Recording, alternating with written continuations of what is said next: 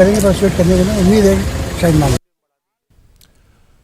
तो तारीखी फैसला अयोध्या तनाजे पर सुप्रीम कोर्ट में आया था। इस पर पहली नजरसानी अपील सुप्रीम कोर्ट में कल जमीयत उलमाए हिंद अरशद मदनी ग्रुप की तरफ से दाखिल की गई। हालांकि all India Muslim personal law board का भी यह कहना है कि वो 9 तारीख से पहले 9 दिसंबर से पहले इस पर नजरसानी अपील दाखिल करेगा।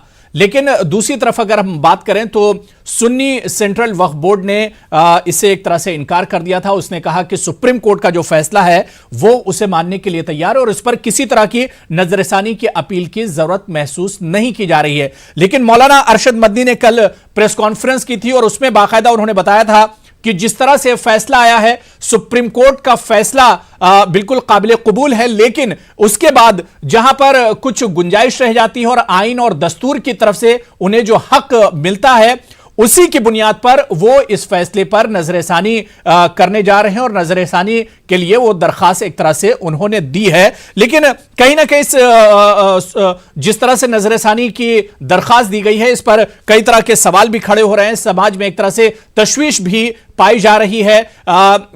अगर हिंदू समाज की हम बात करें तो उसकी तरफ से भी लगातार रिएक्शंस आ रहे हैं। इसी पर आज हम बात करेंगे कि आखिर नजरसानी की अपील के बाद और जो दरखास्त दी गई है इसके बाद इस फैसले पर क्या कुछ असर पड़ेगा या नजरसानी की जो अपील होगी इसके क्या कुछ माने निकाले जाएं। इसी पर हम बात करेंगे। बहुत खास मेहमान मेरे साथ प्राइम डिबेट में जुड़े हुए हैं। बहुत जल्दी अपने मेहमानों का आपसे तारुफ करा देता हूं।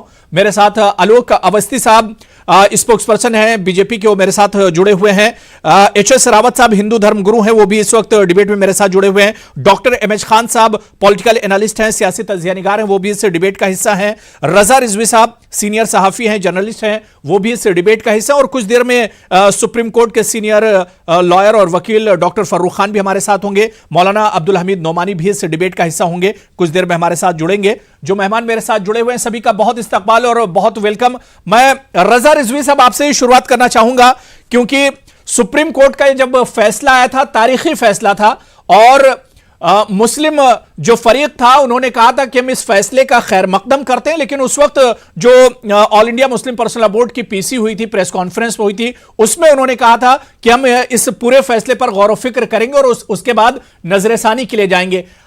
रजा रिजवी साहब, अब जबकि ऑल इंडिया मुस्लिम जमीयत उलमाए हिंद ने पहली नजरसानी अपील दाखिल कर दी है तो अब इसे किस तरह से देखा जाए, क्योंकि समाज में एक तरह से एक तशवीश भी पाई जा रही है, मुस्लिम तबका भी इस पर एक तरह से बटा हुआ है। देखिए, ऐसा है कि जिस तरीके से अबू भाई मुस्लिम समाज ये कह रहा था इस मुकदमे में कि जो अदालत का फैसला